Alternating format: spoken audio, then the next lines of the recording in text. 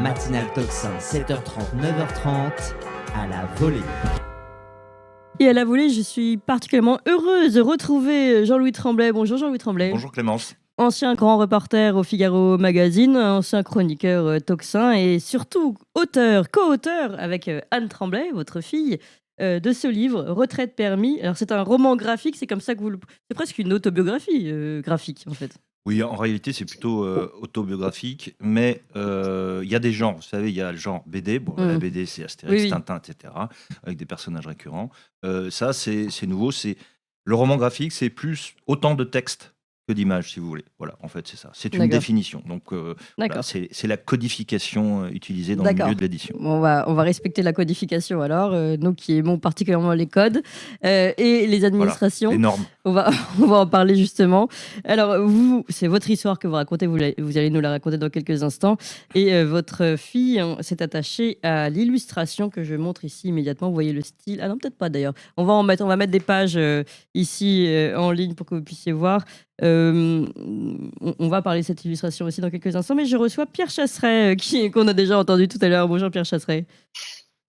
Salut Clémence, bonjour à tous. Et merci d'être avec nous également. Vous êtes délégué général de l'association 40 millions d'automobilistes. Alors voilà, ça, vous savez ce que c'est ? Ça fait 3-4 fois que ça nous arrive d'avoir une petite alarme comme ça. Je crois que c'est quoi ? C'est TikTok, Instagram. En fait, quand ça fait 1 heure qu'on est en live sur TikTok, Voilà. ils me disent oui, vous n'êtes pas TikTok actif. nous met un réveil Voilà, vous n'êtes pas quand actif. on est en live sur cette voilà, c'est quand on finit par élargir le nombre de plateformes sur C'est lesquelles ça. on est en live.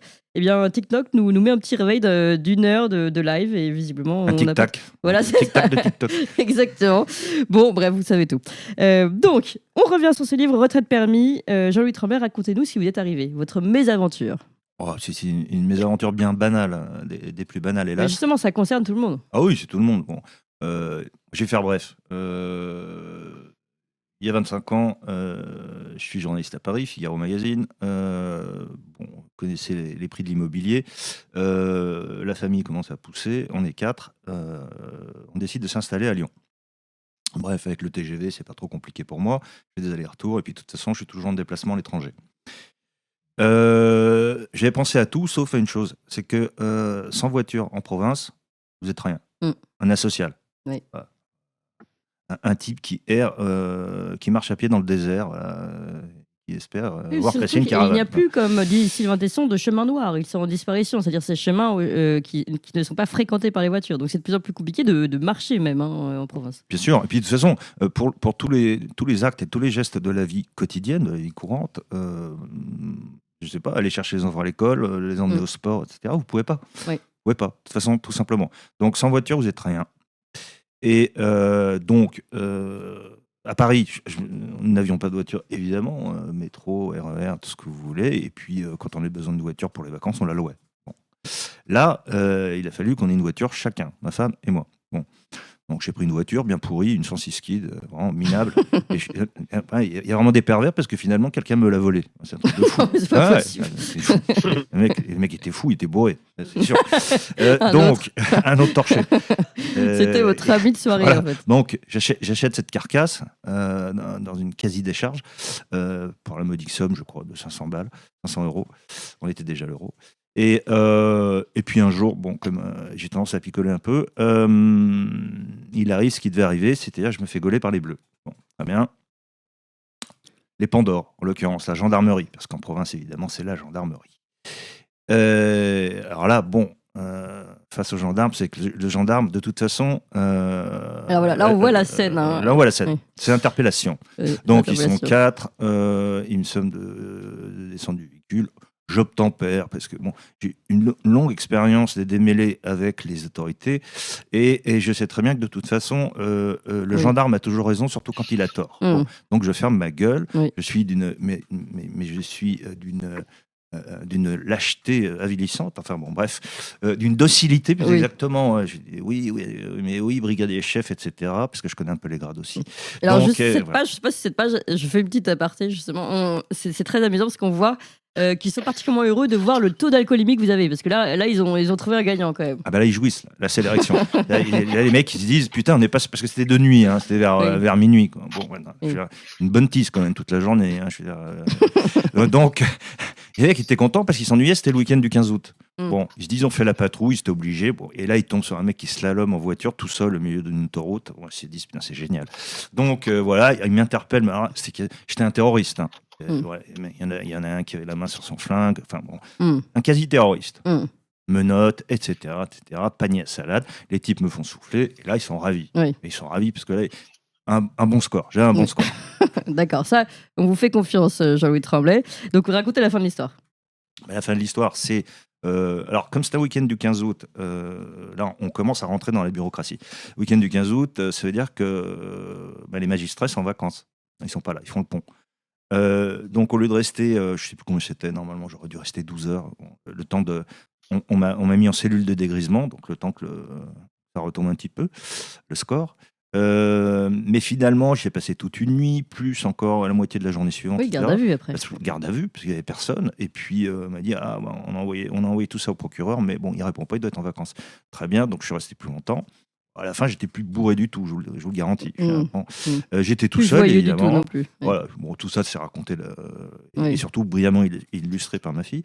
Bon, ça c'est drôle, hein, parce que bon, faut se taper les gendarmes pendant tout un week-end du 15 août en tête à tête, leurs discussions, leurs blagounettes. C'est très très dur. C'est très très dur. C'est éprouvant. Surtout vous êtes en gueule de bois, en GDB, donc déjà j'ai un troupeau de mammouths dans la tête, mais en plus je me tape les gendarmes. Alors, ça, c'est très dur. Et puis vous êtes quand même dans une. C'est jamais très sympathique une garde à vue, faut le dire, les conditions. Ça c'est sommaire. Vous êtes, C'est sommaire. oui. Au sol, etc. Ouais. Bon. Voilà, Allez-y, bon, ouais. et finalement, le verdict tombe, mais pas tout de suite, mais il me dit, vous aurez sans doute une suspension de permis de quelques mois. Voilà, ça se passe comme ça. Donc je repars sans permis, il est confisqué, on vient me chercher, etc. Bref, le temps passe, je reçois finalement le document administratif qui stipule, voilà, vous avez un retrait de permis de temps, je me souviens plus, je crois que c'était 8 mois, mais auparavant, il faudra, passer au tribunal, et puis passer une visite médicale. Ouais. Voilà, ça se complique parce que mon taux d'alcoolémie avait dépassé un certain seuil. En deçà de ce dit seuil, vous êtes passible d'une contravention et au-delà, c'est un délit. Et dans mon cas, c'était un délit. Donc, tribunal. C'est quand même en correctionnel. Oui. Bon. Et puis après, il y a les visites médicales. Voilà, c'est là où ça devient marrant. Parce que, je veux dire, ça, c'est, si vous voulez, récupérer le permis de conduire. Vous ne pouvez rien faire en province sans permis de conduire. Le récupérer, c'est un parcours du combattant. Oui. Ça fait penser C'est ça, en fait, l'histoire de votre livre. En fait, c'est ça. C'est le parcours du combattant administratif. C'est ça. Parce qu'en fait, bon, ok, très bien. En gros, vous avez fait une connerie. Oui, vous la le sanction reconnaissez. tombe, je la reconnais. Oui. Je la reconnais. Mais c'est toute la complexité typiquement française. Pour le retrouver, si vous voulez.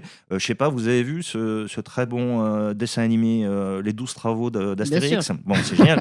Vous vous souvenez, l'un des 12 travaux d'Astérix consiste à trouver le formulaire A38 dans la maison qui rend fou. Oui. Bon, c'est culte, c'est cultissime. C'est ça. Bon, voilà, pour ceux qui ne connaissent pas, vous y allez. En fait, c'est inspiré de l'administration française. C'est un labyrinthe courtelinesque où Astérix et Obélix se baladent là-dedans et à chaque fois, ils n'ont pas le bon document pour avoir le A38. Et finalement, personne ne l'a jamais eu parce que ça vous rend fou avant, d'où la maison qui rend fou. Oui. Là, c'est un peu pareil. C'est tout ça qui est décrit. Et c'est surtout, si vous voulez, j'entendais tout à l'heure vos invités, et exactement, et vous parliez des gueux. C'est exactement ça. Parce qu'en fait, si vous voulez, en France, c'est le lien. En France, vous avez, c'est l'antique césure entre les nobles et les gueux, entre Paris et la province, entre ce que Charles Maurras appelait le pays réel et le pays légal, ce que Christophe Guilly aujourd'hui appelle la France périphérique et la France des métropoles. C'est toujours pareil. Moi, je suis dans la France des ronds-points et des gilets jaunes. Et on est face à des législateurs qui sont parisiens, qui n'ont pas besoin de voiture, qui peuvent tout avoir électrique parce qu'ils ont le pouvoir d'achat. Et les juges qui ne comprennent pas la difficulté des gueux. Et les juges, eux, de toute façon, ils appliquent les lois. C'est comme les militaires. Hein, voilà.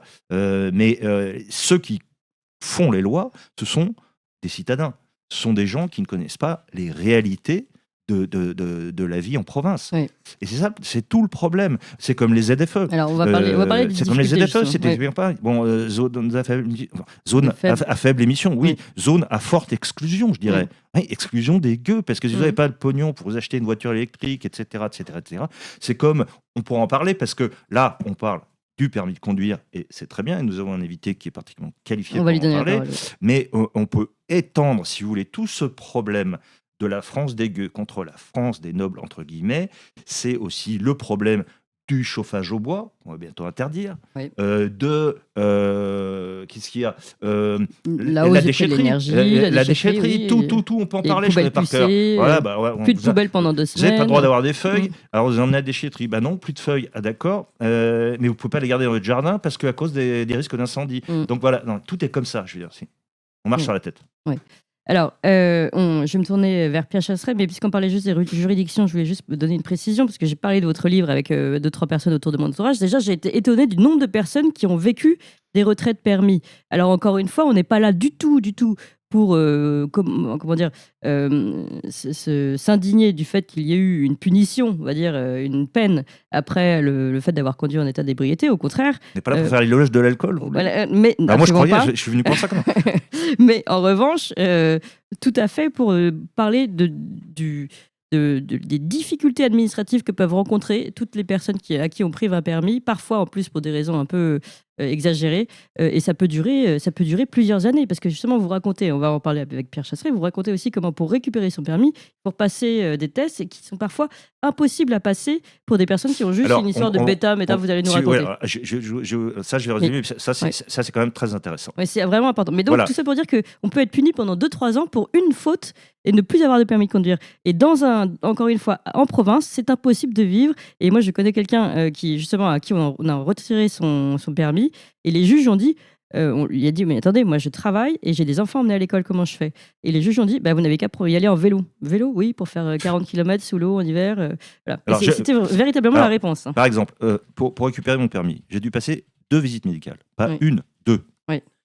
Le marqueur utilisé, le marqueur dit de l'alcoolisme, c'est les gamma-GT. Vous savez ce que c'est, les gamma-GT? Non, je vais vous le dire. Les gamma-glutamyl transpeptidase. Voilà. Voilà. Je fais une interro à la fin. Alors, gamma-glutamyl transpeptidase, d'accord? C'est important, vous en avez sans doute dans votre petit organisme, Clémence. Et alors, le gamma-GT, au-delà d'un certain seuil, vous êtes considéré alcoolique. Sauf que c'est un marqueur qui est mal foutu, parce que ça concerne aussi les gens qui ont une maladie de foie, mais c'est pas forcément dû à l'alcool, c'est pas forcément une cirrhose.